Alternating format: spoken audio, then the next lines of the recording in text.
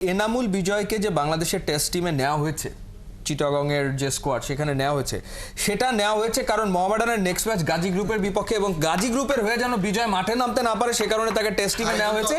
এবং ওপেনার বেঞ্চে আছে ওখানে, তো ও কি দোষ করলো? আমি তো এইটাই আপনাকে বলতে চাচ্ছি যে আপনি আরো 10টা কমিটি করেন, কমিটির তো কোনো পাওয়ার নাই।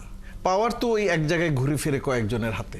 আমি নাম না বললাম, মানে এখানে তো বলা সম্ভব না, কারণ এরাই কিন্তু এই লাইফ লং, যে উনি 10 বছরের আগের যে কথা বললেন, এখনকার যে ইস্যু, তার 5 বছরের যে আগে ইস্যু, এই যে আপনার বাইলস পরিবর্তন করে দেওয়া বা হঠাৎ করে রাতের মানে মধ্যেই আপনি চেঞ্জ করলেন। জাস্ট হৃদয়ের কথাটা তো আপনারাই বললেন যে 1 ঘন্টা পরে আবার কি হবে এইটা নিয়ে আবার একজনকে কি করে ফেলবে যে না উনি এক খেলা অবশ্যই সাসপেন্ড।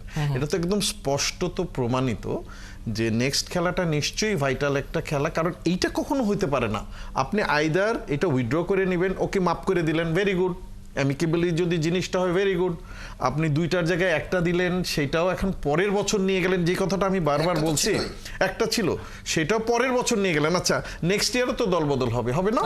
ও তো তহিদ হৃদয় যে টিমে মানে বেশি পেমেন্ট পাবে বা যে টিমে চলে যেতে চায় সে, হ্যাঁ তখন কি মানে এই দেখেন এই যে হাসছে, এটা কিন্তু দুঃখের হাসি আসলে।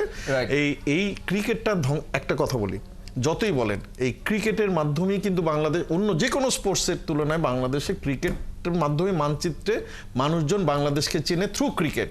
আমরা কিন্তু এখন হাসছি, কিন্তু এটা কিন্তু আমাদের ভিতরের কথা না। আমরা যেটা চাচ্ছি যে এই ক্রিকেটটা আরো ভালো হোক।